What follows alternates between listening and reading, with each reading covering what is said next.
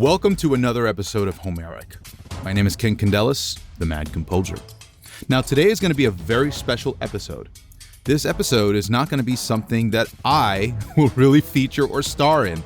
This is actually coming directly from one of Homerik's biggest fans. And Kyle, thanks for submitting this video. It means a ton to me and to my family to hear how much Homerik has impacted you.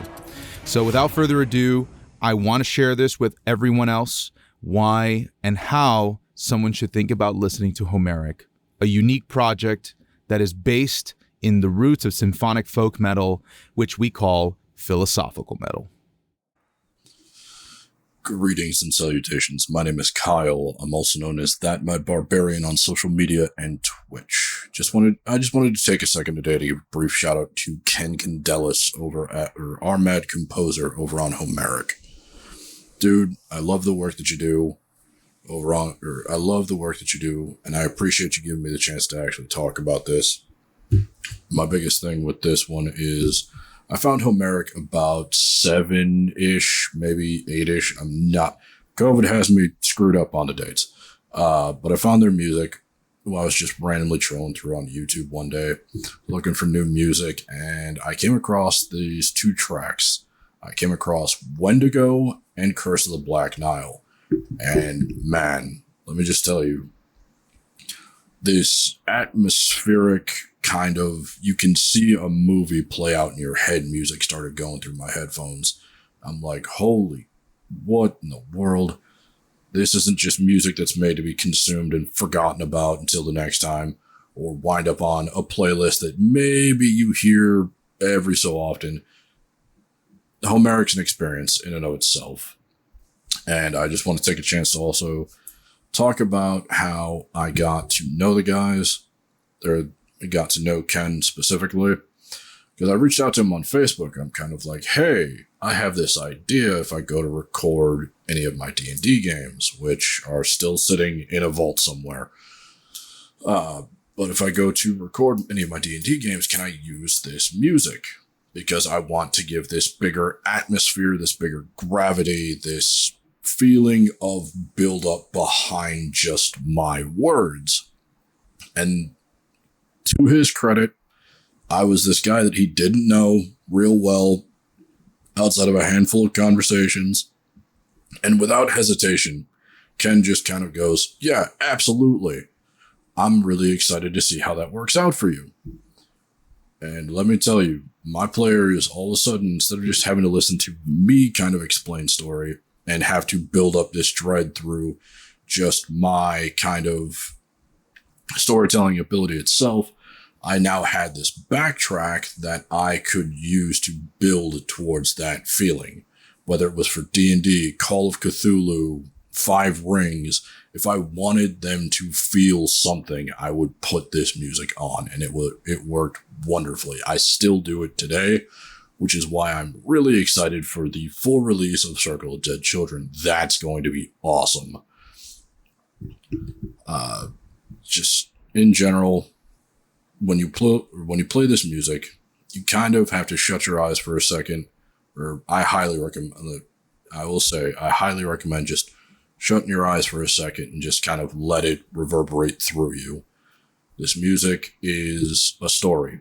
It's bigger than just a song made for content creation, made for, look, I did a thing. This is the culmination of a lot of work, a long time of work, and a dream. And you feel it every second that the track plays.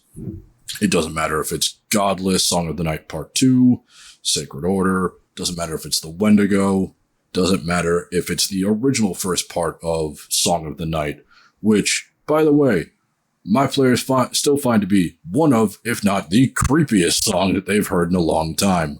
So it's good. It's very, very good, especially for a guy that likes dark things. I am the guy that also really liked things like Berserk and Hellsing when I was younger, and I still read Berserk's manga and still watch Hellsing and the Hellsing anime. They're good. They're just good. I like that kind of gritty, dark let's examine what humanity actually is kind of deal. But anyway, that's just a side note on me. Apologies. No, back to the main point of this, though. I highly recommend getting this album, getting the artwork, getting the audiobook, getting the book in general, when they come out, because, man, this is the culmination of a dream, and I am so glad and so honored that I've been able to be on this ride for as long as I have, since basically day one, I feel, because this is just... it's blowing me away. And if you get the chance, go to homerik.org, look at the artwork, look at the videos he's got on the website, because you'll see that this has more passion to it than pretty much anything else you're going to find out there. So just one last little send off before I finish the video.